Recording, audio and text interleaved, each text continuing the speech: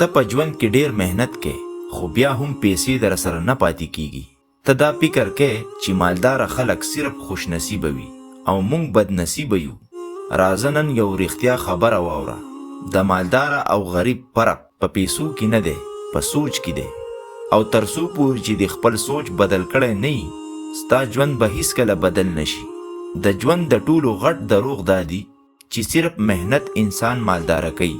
که صرف په مهنت انسان مالداره کېدی نو مزدوران به د ټولو نه زیات مالداره وي.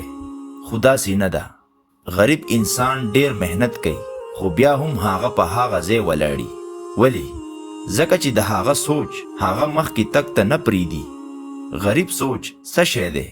هر وخت شکایت کول، نور خلک ملامته کول، د خطرې نه یریدل، صرف د نن ورځې سوچ کول او د نورو کامیابی ته حسد کول. غریب انسان وایي زما سره پیسې نشته، زه څه کولی شم؟ او همدا سوچ هغه ټول عمر شاته ساتي. کامیاب خلک څه فرق لري؟ د هغو سوچ بدل وي. هغو شکایت نه کوي، حل لټوي. هغوی نور نه ملامته کوي بلکې د مسلې سلوشن وباسي. هغو د رسک نه نه یریږي بلکې فکر سره یې اخلي.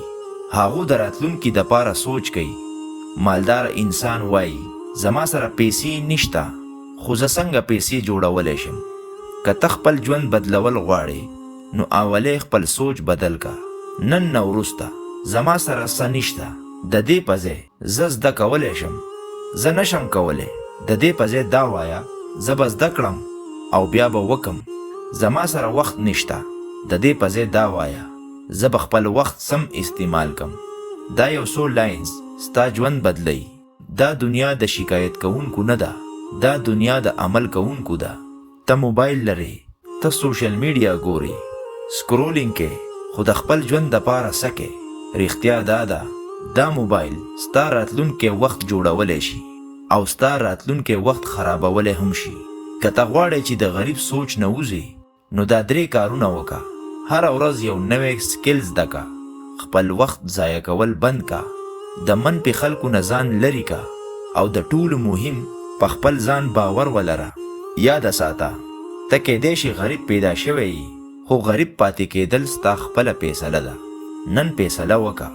آیا ته به ټول عمر شکایت کې که خپل ژوند به په خپله جوړی؟ ځکه چې ستا سوچ ستا ژوند جوړی. که ته خپل ژوند بدلول غواړې نو نن نه خپل سوچ بدل کا.